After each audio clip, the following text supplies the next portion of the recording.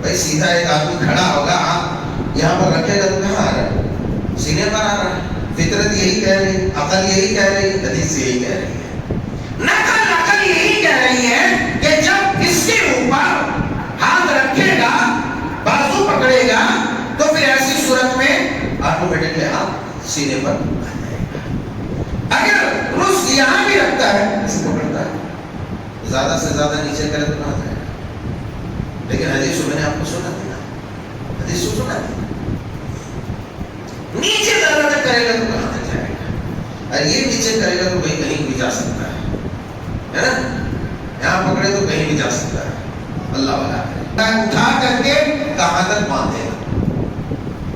تو اس زمن میں پہلے حضرت علی رضی اللہ تعالیٰ عنہ سے ایک روایت مروی ہے جو سنن ابی داؤد کتاب الصلاۃ کے اندر موجود ہے، وہ روایت میں آپ کے سماعتوں کے حوالے کرتا ہوں، اور اس میں دیکھتے ہیں کہ حضرت علی کی روایت کیا ہے۔ علی رضی اللہ تعالیٰ عنہ قال من السنة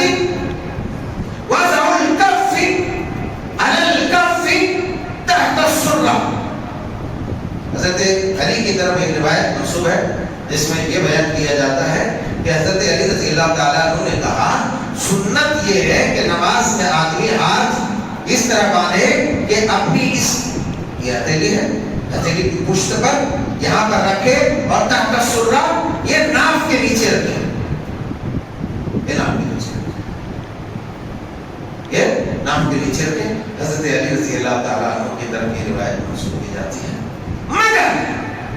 اس میں ایک راوی عبد الرحمن بن اسحاق کوفی، عبد الرحمن بن اسحاق کوفی یہ ضعیف ہے، جس کے ضعف ہونے کے بارے میں اماموں کا اتفاق ہے۔ خود امام ابو داؤد نے اس روایت کو نقل کرتے ہیں، اس روایت کے ضمن میں تبصرہ کرتے ہیں کہ بالاتفاق یہ عبد الرحمن بن اسحاق الکوفی یہ ضعیف ہے، اور کسی بھی محدث نے اس روایت کو صحیح نہیں کہا ہے۔ کوئی بھی دنیا کا مولوی، کوئی بھی عالم، کوئی بھی محدث یہ ثابت نہیں کر سکتا کہ اس روایت کو کسی بھی ایک امام نے صحیح، حسن یا حسن لذاتی، حسن لغیرہ کے درجے پر پہنچایا، کوئی بھی نہیں بتا سکتا، کوئی بھی یہ پیش نہیں کر سکتا کہ یہ جو روایت ناف کے نیچے ہاتھ باندھنے کی ہے، دنیا کا کوئی بھی عالم، کسی بھی امام کا قول، کسی بھی امام کا تبصرہ، کسی بھی محدث کا تبصرہ، کسی بھی محدث کا قول یہ نہیں دکھا سکتا کہ یہ روایت صحیح ہے، بلکہ بالاتفاق اس روایت کو ضعیف قرار دیا گیا ہے۔ اب جب ضعیف ہو چکی ہے روایت، اس کی سند میں گڑبڑی ہے، یہ روایت صحیح سند کے ساتھ حضرت علی رضی اللہ تعالیٰ عنہ تک نہیں پہنچتی ہے، تو ایسی صورت میں اس پر عمل کرنا سنت کے خلاف ورزی ہے، سنت کے خلاف ورزی ہے، سنت کے خلاف ورزی ہے۔ اس کے بعد ایک روایت اور ابو داؤد شریف کے اندر حضرت طاؤس جو ایک تابعی ہے وہ ڈائریکٹ بیان کرتے ہیں، چونکہ انہوں نے بیچ میں کسی کا نام نہیں لیا، ڈائریکٹ نبی کریم صلی اللہ علیہ وسلم سے حدیث بیان کر دی۔ جب ایسی بات ہے تابعی کی ملاقات نبی سے نہیں، اس لیے تو تابعی، تو اس وجہ سے یہ کہا گیا کہ یہ روایت مرسل ہے، اور مرسل کہتے ہیں کہ کوئی بھی امام، کوئی محدث، کوئی تابعی ڈائریکٹ یہ کہے کہ قال رسول اللہ صلی اللہ علیہ وسلم، کہ نبی صلی اللہ علیہ وسلم نے ارشاد فرمایا، بیچ میں کسی کا تذکرہ نہ کرے، کسی صحابی کا تذکرہ نہ کرے۔ تو حضرت طاؤس جو ابو داؤد شریف کتاب الصلاۃ کے اندر حدیث ہے وہ یہ ہے کہ طاؤس قال كان رسول الله صلی اللہ علیہ وسلم يضع يده اليمنى على اليسرى ثم يشد بينهما على صدره۔ یہ ابو داؤد شریف کتاب الصلاۃ کی حدیث ہے۔ اس کا معنی یہ ہوا کہ حضرت طاؤس کہتے ہیں کہ نبی کریم صلی اللہ علیہ وسلم جب نماز ادا فرماتے، جب نماز پڑھتے، نماز ادا کرتے، تو آپ اپنی نماز میں اپنے ہاتھوں کو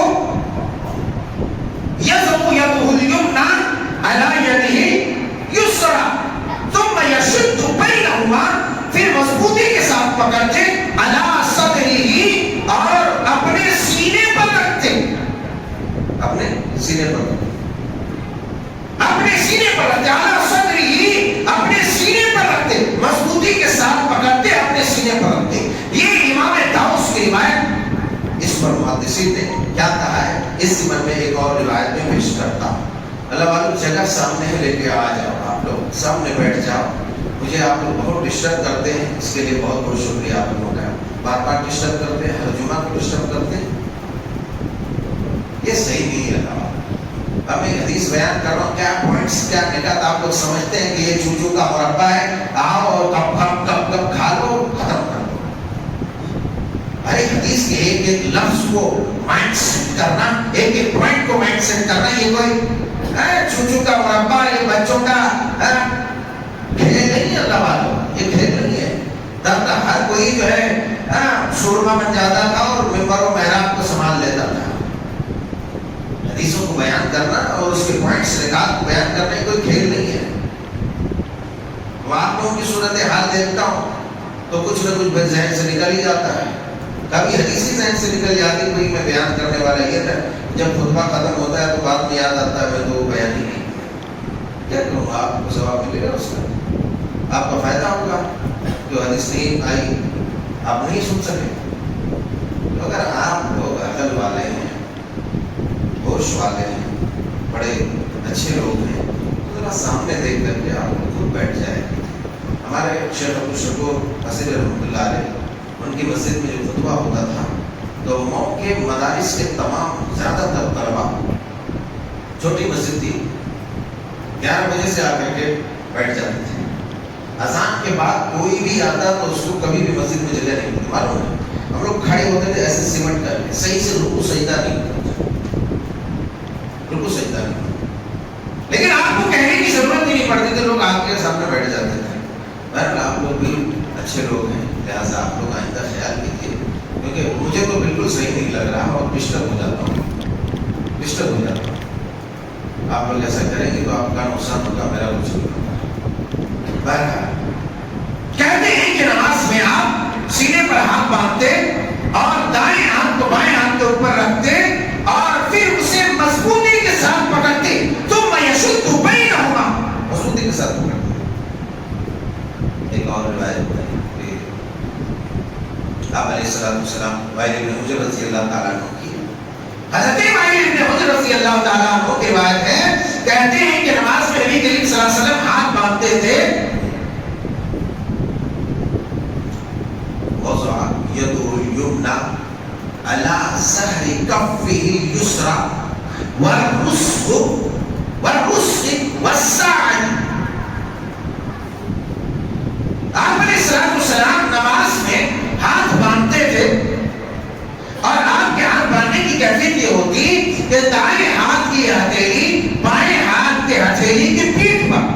على ظهر كفه اليسرى، یہ ہتھیلی ہے، یہ اس کی پیٹھ ہے، اس پر رکھتی۔ پھر فرمایا آپ ورس پر، کلائی پر رکھتے، کلائی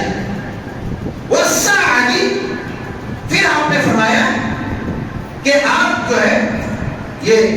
پورے ہاتھ بازو پہ، ساعد یہاں سے لے کر کے یہاں پہ بولا جاتا ہے،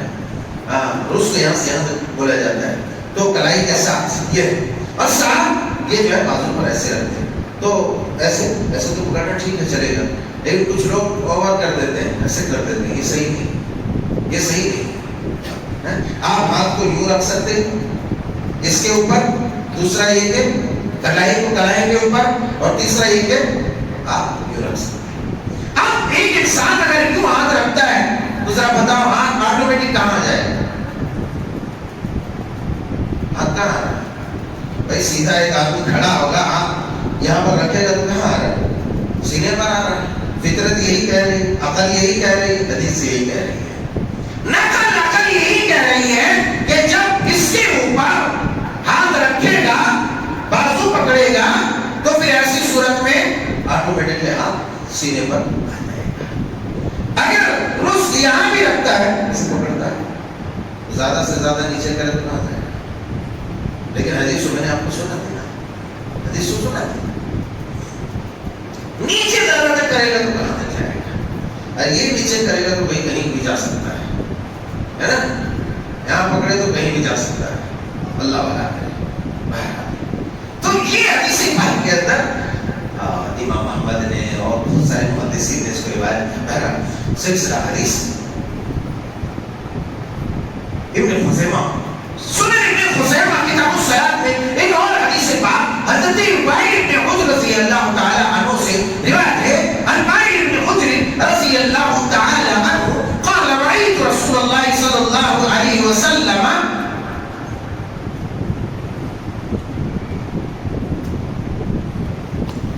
वज़अ यदहु अल-युमना अला यदिही अल-युस्रा अला सदरिही कि आप नमाज में होते और नमाज में हाथ बांधते, आपका दायां हाथ बाएं हाथ के ऊपर होता और आपका ये दोनों हाथ सीने पर होता। इस रिवायत में एक रावी मुहम्मद बिन इस्माइल है, जिस पर इमाम अलबानी ने कलाम करते हुए कहा है कि ये सूल हिफ्ज़ था, मतलब इनका हाफजा उतना मजबूत नहीं था, लेकिन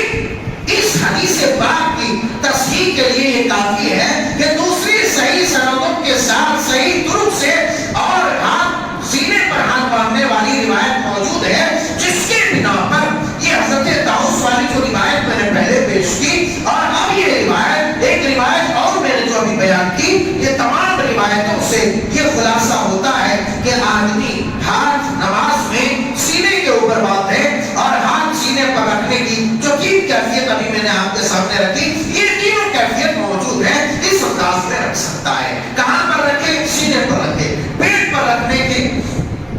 अइम्मा के अक़वाल है, अइम्मा के अक़वाल है, तो अक़वाल पर तो हमें जाना नहीं है। और ये रिवायतें जो मैंने अभी पेश की, इसकी तस्हीह करते हुए तहसीन करते हुए अइम्मा ने सही करार दिया और राजे कौल ये करार दिया कि सीने पर हाथ बांधना ही सुन्नत है, सीने पर हाथ बांधना ही सुन्नत है। इसलिए कि हज़रत अली से जो रिवायत आती है, उस रिवायत को साफ तौर पर भी इत्तेफाक उलमा ने मुहद्दिसीन ने उसको सही करार दिया। लिहाजा जब सही हदीसें मौजूद है तो सही के मुकाबिल में अगर कोई सही पर अमल करता है तो उसका अमल भी उसी ज़ौफ़ का शिकार होगा और कितना कबूल होगा अल्लाह जाने, मालिक जाने, हम भी